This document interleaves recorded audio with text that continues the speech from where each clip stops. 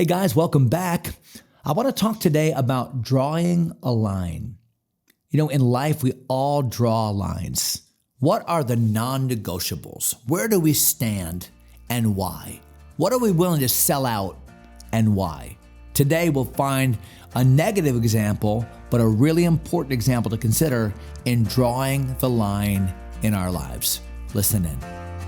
Welcome to Everyday Truth with Kurt Skelly. We believe the Bible is true and relevant to everyone, everywhere, every day. If today's conversation is a help to you, take a moment to leave a review or share it with a friend. Thanks for listening. Now, let's join Kurt for today's episode. Hey friends, welcome back to today's episode of Everyday Truth. We start a brand new chapter today. We're in 1 Kings chapter 20, and we're still in the reign of Ahab. I know he's an evil guy, but the Bible gives a lot of press to this one king. And a big reason for that is because it's against the backdrop of the evil of Ahab that we learn about the character of God and the covenant-keeping God. We've talked about the ministry of Elijah. We introduced Elisha last episode. We're still kind of in that transition time. They're working together now. Elijah as the main prophet, Elisha is his servant. And we go back to Ahab. Now, here's what I want us to kind of frame in our mind. Remember, the last time we talked about Ahab, he had been with Elijah on Mount Carmel or Mount Carmel.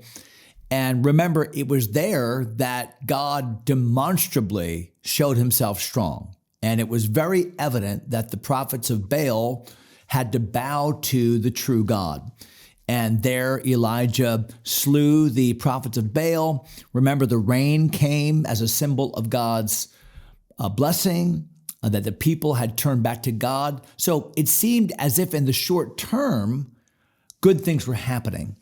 But how often in our lives do we see in the short term good things happening? We make a big decision. We come to a come to Jesus moment.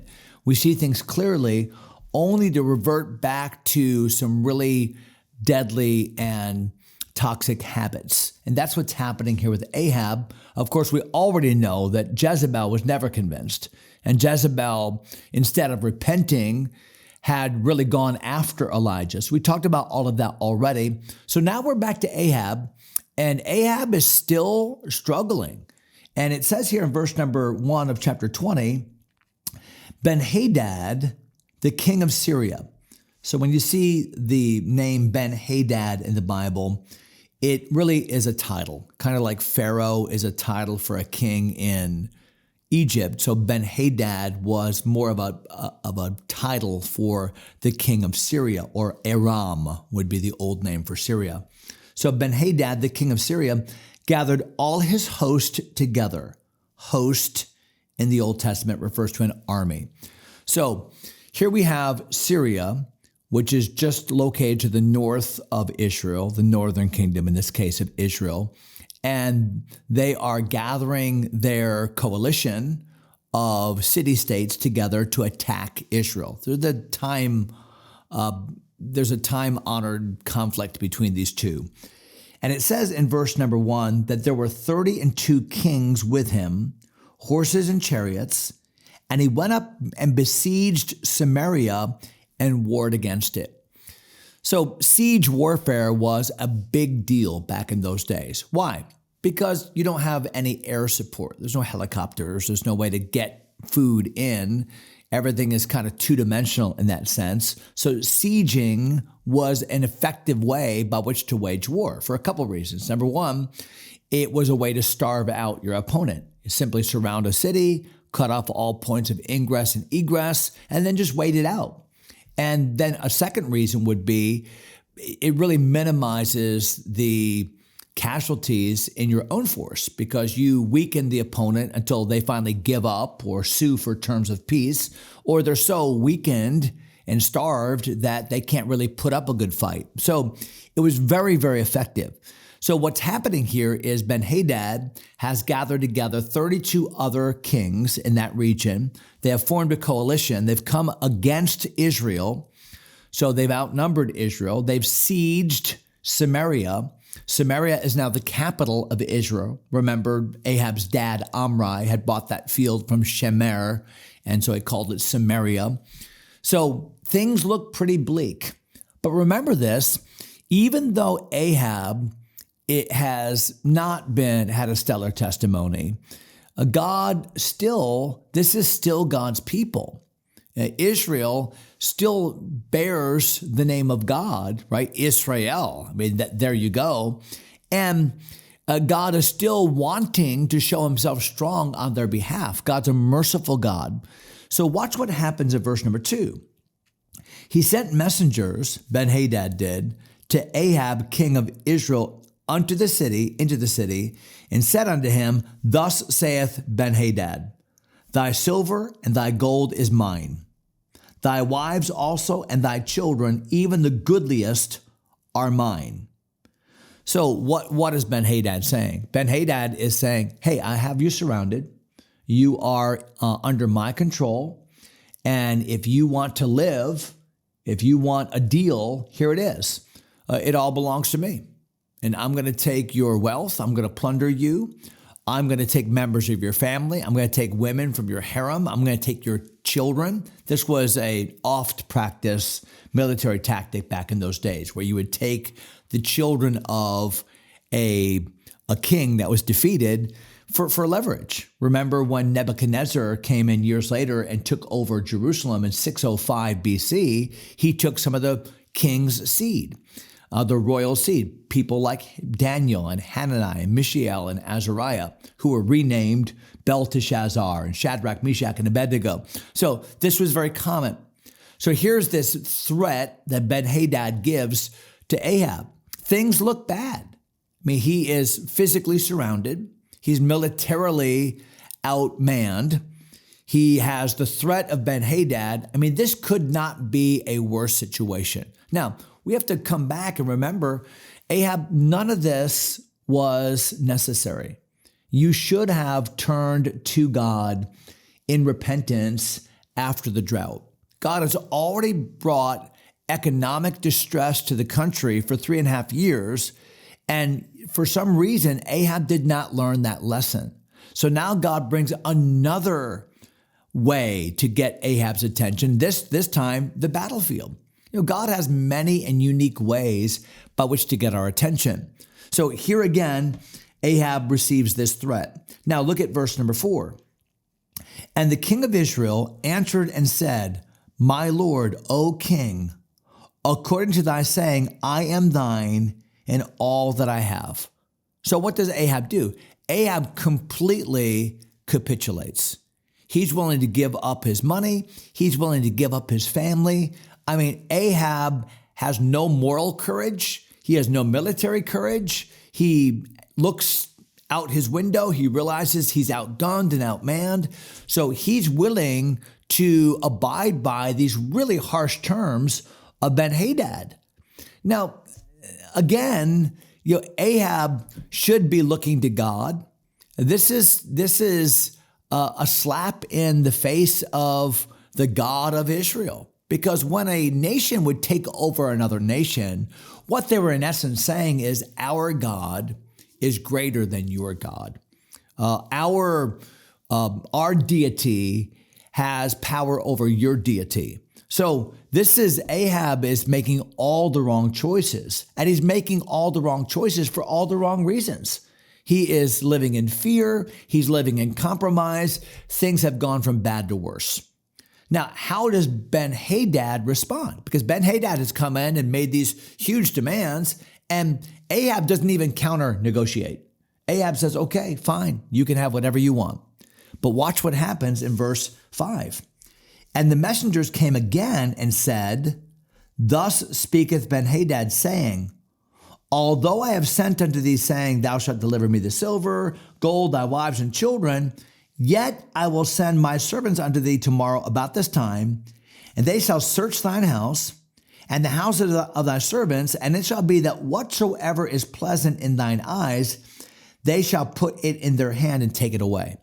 So what does Ben-Hadad do? Ben-Hadad smells the weakness of Ahab. And he realizes, wow, I can get a whole lot more than what I initially bargained for.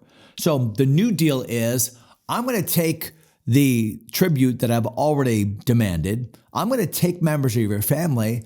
But on top of that, I'm going to send my servants in and I'm going to let them go searching around in the houses, in the treasure chests, for the entire city. And whatever they want, whatever looks good to them, they're going to take. They're going to completely plunder the city. So what's happening? This has gone from bad to worse, hasn't it? Now, Ahab, what are you going to do this time? Well, verse 7, then the king of Israel called all the elders of the land. Interesting, because last time when Ben-Hadad made a threat, Ahab just immediately capitulated. He didn't ask for counsel. He didn't pray to God. And you see other kings that were in far worse situations that turned to God and God delivered them. I'm thinking most notably about Hezekiah years later, who was surrounded by the big bad Assyrian army and was being intimidated by the spokesman of Sennacherib, a man by the name of Rabshakeh. And yet, what did Hezekiah do? He sought the Lord. He heard from Isaiah the prophet. He prayed, he cried, he repented, and God gave him a great victory. So Ahab is doing all the wrong things. And watch what happens here in verse 7. So the king of Israel, he called the elders of the land. He said, mark, I pray you, and see how this man seeketh mischief. Look at what this guy's doing, is what he's saying.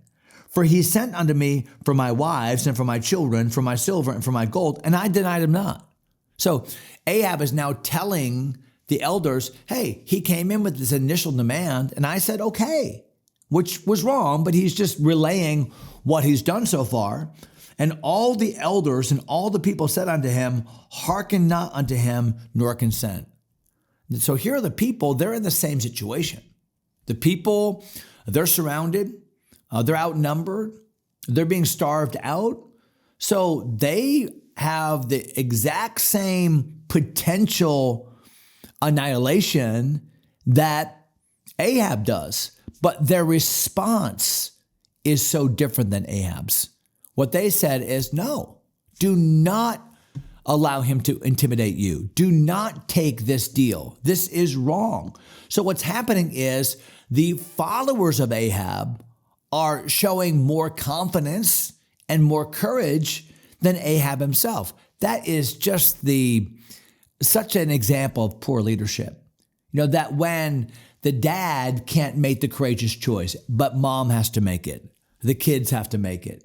When the pastor can't make that courageous choice, but the people have more backbone than he does. This is tough in a nation when the political leaders can't make the tough choices and the people have to make those choices. That's backwards. So what we're finding in 1 Kings chapter 20 is this is also very backward. And Ahab continues to demonstrate himself as the weakest of leaders. Verse 9, wherefore he said, I've got to check my time here. Wherefore he said unto the messengers of Ben-Hadad, tell my lord the king. So here's the message after receiving counsel. Here's the message that Ahab sends back. Tell my lord the king, all that thou didst send for to thy servant at the first I will do, but this thing I may not do. And the messengers departed and brought him word again. So what's the answer? The answer is, okay, this is where I draw the line. Okay, I will meet you at your first demand, as I said, but I cannot allow this second demand. I'm drawing the line there. Now, we can disagree with Ahab's position. We can disagree with his cowardice and his compromise, all of those things. But what's happening here is he's being pushed to the place where he draws a line. And what I'm saying to you today is that all of us in life get pushed to the place where we have to draw the line. And the question is, where do you draw the line? Where do you draw the line for standing for God? Where do you draw the line for protecting your family? Where do you draw the line for what you're willing to give up for your own comfort and safety? Because Ahab was willing to give up his family. Ahab was willing to give up his riches for his own personal safety. And what we have to ask ourselves is this: where is our line? What matters to us? What is expendable? What are we willing to trade? And for Ahab, we find, wow, a lot of compromise. But I wonder for you, for me, children of God, who claim to love Jesus, who claim to follow the Bible, what is our non-negotiable? Think about that today. I'm going to let you think on that for a whole day, because we're going to come back to verse number 10 and find out, what did Ben-Hadad do? And how did this story unfold? It's an amazing story. Can't wait to tell you the rest of it, but we don't have time. So we'll quit right there for today. I'll see you next time. God bless you, my friends.